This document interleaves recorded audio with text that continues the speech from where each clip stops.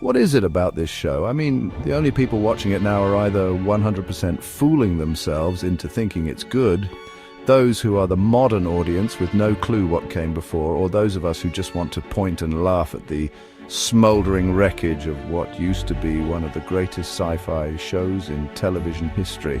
And that's right, the second episode of Doctor Who just dropped, and it somehow managed to shed another 420,000 viewers from last week. But don't worry, the shills are already out in force, screeching about how these numbers don't matter. Well, they do matter, especially when the BBC has been suspiciously quiet about releasing the 7-day catch-up numbers for the premiere. Artificial inflation? Yeah, I suspect that's happening yet again. It's the same old smoke and mirrors routine. They think if they just say it's popular enough times, people will believe it, but those numbers don't lie. They're tanking fast. Welcome to the Snake Pit, where we're full of bile and venom. I'm your host, Snake Daemon, and today I'm taking another bite out of this rotting corpse of a franchise and asking one simple question. Why are we still pretending this is good? So, what's the plot of this week's fever dream? Unable to return Belinda Chandra to Earth on 24 May 2025, the Doctor tries to take a scenic route with a vortex indicator. They land in Miami, 1952, and get drawn to a movie theatre that's been chained shut. Inside, they discover a living cartoon, Mr. Ring-a-Ding, who claims to be Lux Imperator, the god of light. Yeah, we're doing that again. Turns out Lux is holding people hostage inside a film reel and lets the operator reunite with his dead wife. The Doctor and Belinda get pulled in, become 2D cartoon characters, escape one fake world only to land in another, including a laughably on-the-nose bit with a racist NYPD cop. Then they end up in our world, or at least a fan's living room. And yes, this show literally breaks the fourth wall. Again, eventually, they blow up the theatre, Lux becomes one with the universe, the missing people are freed, and Mrs. Flood shows up just to drop a snide meta line about this show being a limited run that ends on May 24. Cute. Now, first off, this villain, if you can even call him that, reminds me more of Loki or Gabriel from Supernatural, more of a narrative inconvenience than an actual threat. In fact, you could swap Lux out for an annoying TikTok filter and you'd barely notice the difference. That animated concept, Supernatural, did a whole episode as a cartoon and still kept the stakes intact.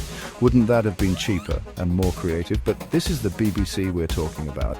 Creativity is a dirty word unless it checks all the right boxes. Honestly, Lux feels like he stumbled in from the McCoy era, and that's a problem. Back then, the show was leaning into mystery and myth, and the Doctor was becoming something more than just a Time Lord. His enemies were witches from other dimensions, alien gods and conceptual entities, but they were still aliens. Sci-fi with a twist, not fantasy dressed in a sci-fi costume. Now, RTD has made it his mission to drag this show as far away from science fiction as possible. The Toymaker was a cosmic imp with no rules. Sutek, originally a godlike alien who terrified even his own kind, has been reduced to a theme park mascot. Everything's a god now. What happened to clever writing, to science, to logic, to consequence? That brief moment where Lux becomes a grotesque, fully rendered, three-dimensional entity, that was honestly great. Disturbing, weird, the kind of surreal moment you could build an entire horror episode around. But nope, it lasts about 3 seconds before we're right back to rubbery metaphors and fourth-wall winks. Speaking of which, let's talk about that. The breaking of the fourth wall, the Doctor and Belinda climbing into a living room and talking to fans, literal fans, who squee at their arrival. Look, we're British. We have a cultural reputation for a stiff upper lip for a reason. Stoicism, dry wit, keeping calm and carrying on. We don't throw parties over fictional characters showing up in our living rooms. This level of emotional outburst feels more like a rejected Marvel post-credit scene than Doctor Who.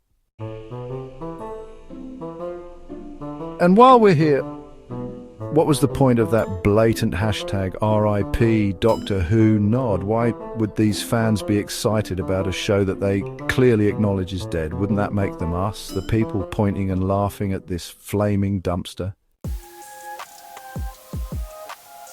But hey, we all saw this coming. The moment Mr. Ring-a-Ding crawled out of that screen in the trailer, it was obvious this episode was going to devolve into a postmodern acid trip. This is Russell T. Davies we're talking about. The man is easier to read than a toddler's book, and about as subtle.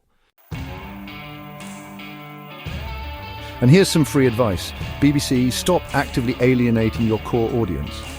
You're inflating numbers, lying through a mission, and burning what goodwill remains like a torch in a fireworks factory.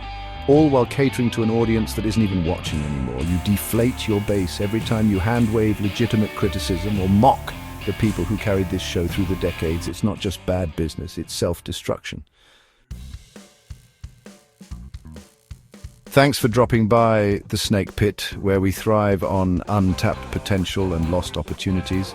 Don't forget to subscribe and hit that bell, like the video, and leave your opinions in the comments, where, naturally, I won't read them. Until next time, stay venomous.